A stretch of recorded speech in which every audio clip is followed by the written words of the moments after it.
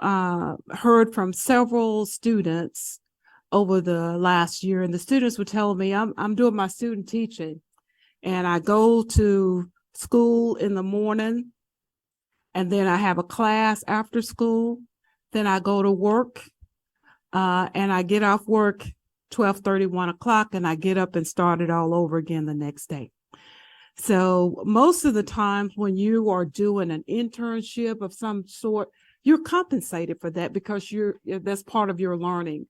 And with student teaching, they're paying for the class and they're spending their time learning their craft, which is very important.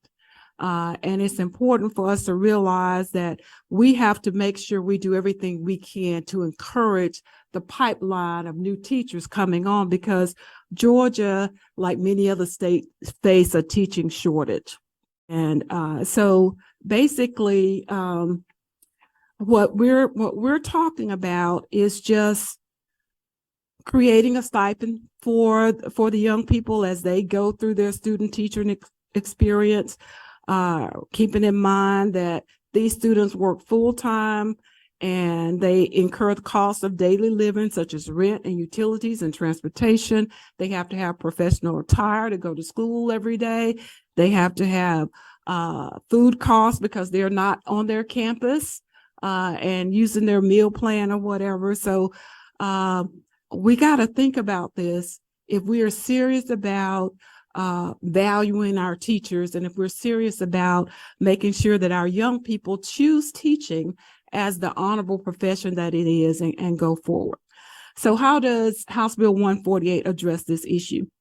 Now, we've talked about several options of what we might do in this latest version, which is very, very hot off the press. And I want to thank Michael Walker for putting up with me being such a pest. But the bill that we have before us today basically adds a scholarship component to Hope. And the students will receive $7,500 per semester. And it's based on their college of education. Some of the colleges, 1 semester, other colleges or some are talking about 2 semesters for student teaching. And the award will be issued in monthly installments. And if the student fails to complete the teaching experience, they would be required to pay those funds back. Teacher gets their contract in the spring. They start teaching July. They get paid 1st of August. And that is after they have gone a whole semester, doing the student teaching. Also, I want to remind us that initially, when Hope was established, we had scholarships for teachers. But in 2011, when we had to roll back on some of the things we were doing at Hope, those scholarships were eliminated.